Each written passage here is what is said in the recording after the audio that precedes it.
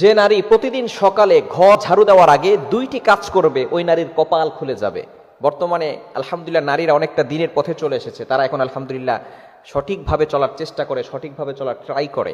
আমরা বিশেষ করে সকালবেলা ঘুম থেকে ওঠার পরে ঘরটাকে ঝাড়ু দেওয়ার ট্রাই করি, ঘরটাকে ঝাড়ু দেয়। বিশেষ করে মা বোনেরা যারা আছেন ঘরটাকে পরিষ্কার পরিচ্ছন্ন রাখার জন্য ঘুম থেকে ওঠার পরেই ঘর ঝাড়ু দেয়।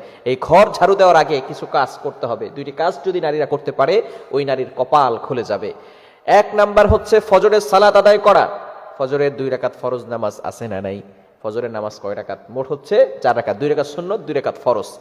নবীজি সাল্লাল্লাহু আলাইহি সাল্লাম জানিয়ে দিয়েছেন, সহিহ মুসলিম শরীফের হাদিস, যে ব্যক্তি ফজরের 2 রাকাত ফজরের নামাজ আদায় করবে, আল্লাহ পাক রব্বুল আলামিন তাকে জিম্মায় নিয়ে নেবেন। ওই ব্যক্তিকে দুনিয়ার কোনো শত্রু কোনো ক্ষতি করতে পারবে না। আল্লাহ পাক রব্বুল আলামিন নিজে পরের দিন ফজর পর্যন্ত তাকে হেফাজত করতে থাকবে। আল্লাহ পাক রব্বুল আলামিন তার জিম্মাদার হয়ে যাবেন।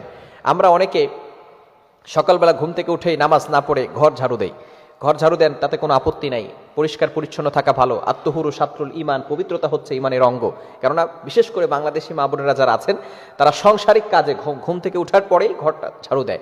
এই ঘর ঝাড়ু দেওয়ার আগে, যেহেতু ঘর ঝাড়ু দিলে অপবিত্র হয়ে যাওয়ার সম্ভাবনা আছে, সেহেতু আপনি ঘুম থেকে উঠার পরে ঘর ঝাড়ু দেওয়ার আগেই আপনি প্রথমে ফজরের সালাত আদায় করে নেবেন। কেননা ফজরের সালাত যদি আপনি আদায় করতে পারেন তাহলে কিন্তু অবশ্যই আপনি আল্লাহর জিম্মায় চলে যাবেন।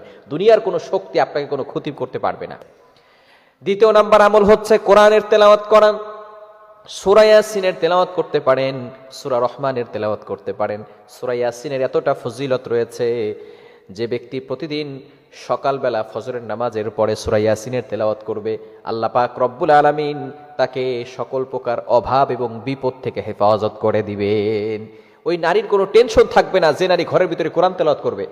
আগের যুগে যে সমস্ত নারীরা ছিল, যে সমস্ত মহিলারা ছিল, তারা ঘুম থেকে ওঠার পরে অল্প হলেও কোরআন তেলাওয়াত করতেন। কিন্তু বর্তমানে আমাদের এমন একটা সমাজ চলে এসেছে যে নারীরা, বিশেষ করে এই ছোট্ট ছোট যে সমস্ত মেয়েরা আছে, কলেজে পড়ে, ইউনিভার্সিটিতে পড়ে, আরো ছোট যারা আছে, এরা দেখা যাচ্ছে ঘুমাই রাত 12টা 1টার সময় আর সকালবেলা উঠে 10টার সময়। এরকম কিছু নারী আছে না নাই? খবরদার, এটা করা যাবে না। সকালবেলা ঘুম থেকে উঠার পরেই আপনি নামাজ পড়বেন, এরপরে কোরআন তেলাওয়াত করবেন। সূরা ইয়াসিনের অনেক ফজিলত রয়েছে।